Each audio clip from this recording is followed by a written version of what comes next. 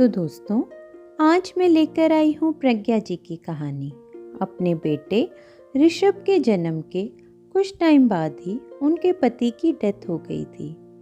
जब बेटा बड़ा हुआ तो उसकी शादी कर दी। अभी कुछ ही दिन हुए थे शादी को और उनका बेटा बीवी के कहने पर प्रज्ञा जी को वृद्धाश्रम में छोड़ने को तैयार था। बहू के ऐसे व्यवहार से उन्हें कोई भी दुख नहीं था। आखिर बहू तो दूसरे घर से आई थी, दुख तो था अपने बेटे के व्यवहार से। तो आगे क्या हुआ जानते हैं आगे की कहानी में। तो शुरू करते हैं आज की कहानी। प्रज्ञा जी ने अपने पति की डेथ के बाद अपने बेटे को पालने पोसने के लिए क्या नहीं किया था। ज़्यादा पढ़ी लिखी नहीं थी, इसलिए दूसरों के घरों में खाना बनाना, झाड़ू पोछा, बर्तन, घर आकर सिलाई करके उसने कभी अपने बेटे को पैसे की कमी नहीं होने दी। उसे एक अच्छे स्कूल में पढ़ाया। आज वो इंजीनियर बन गया था, अच्छा कमाने लगा था और बेटे के कहने पर उसकी मर्जी की लड़की से उसकी शादी भी करा दी। लड़की क्योंकि बड़े घर की थी तो उसे न्यूक्लियर फैमिली की आदत थी। तो आते ही प्रज्ञा जी से अलग रहने के लिए ऋषभ से रोज कहती और किसी न किसी बात पर प्रज्ञा जी से लड़ पड़ती। ऋषभ इन लड़ाइयों से तंग आ गया था और अपनी बीवी से कुछ कहने की उसकी हिम्मत नहीं थी।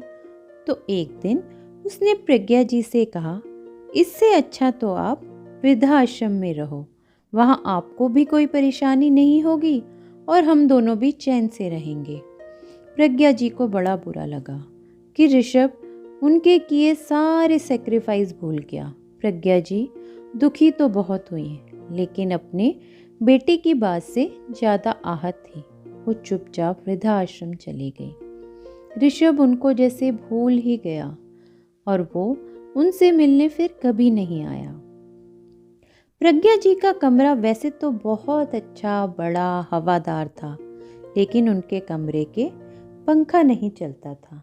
इसके लिए उन्होंने कई बार वहाँ के ओनर से कंप्लेंट करी।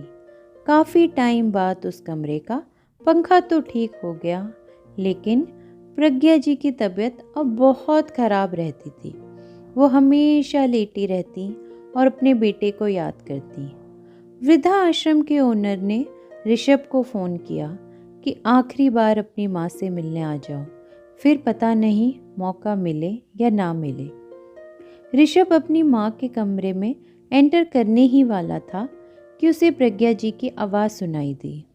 वो वहाँ के ओनर से बात कर रही थी, भाई साहब ये पंखा यहाँ से मत हटाना, क्योंकि जब ऋषभ के बच्चे उसे इस वृद्धाश्रम में छोड़ें तो उसे वो तकलीफ़ न झेलनी पड़े जो मैंने इतने महीनों झेली। और ये कहकर प्रज्ञा जी ने अपने प्राण त्याग दिए। इस बात पर प्रज्ञा जी का गुस्सा तो आप सबने महसूस किया ही होगा, लेकिन इसके पीछे का प्यार महसूस करना भूल गए। उन्हें अपने बेटे के लिए इतना प्यार था कि वो उसे कभी दुखी नहीं देखना चाहती थी। जैसे रामचंद्र जी जब नंगे पैर वनवास गए थे तो धरती माता से उन्होंने कहा कि जब मेरा भाई भरत मुझसे मिलने आए तो रास्ते के पत्थर और कंकड़ तुम हटा देना। तो धरती माता ने कहा कि क्या आपका भाई इतना कोमल है कि उसको पत्थर और कंकड़ से चोट लग जाएगी? तो रामचंद्र जी ने कहा था कि नहीं, वो तो बहुत बलवान है, लेकिन जब उसको पता चलेगा कि मैं उन पत्थरों और कंकड़ों से चलकर आया हूँ तो वो सहन नहीं कर पाएगा। तो वैसे ही दोस्तों, माँ तो माँ है, वो कितने भी दुख झेल लेगी, लेकिन कभी अपने बच्चे पर एक आँच न आने देगी। आज की कहानी बस इतनी सी, और ऐसी ही शिक्षाप्रद कहानियाँ सुनने के लिए इस चैनल को लाइक, शेयर और सब्सक्राइब करना ना भूलें और कमेंट करके ज़रूर बताएं और इंतज़ार कीजिए मेरी अगली कहानी का।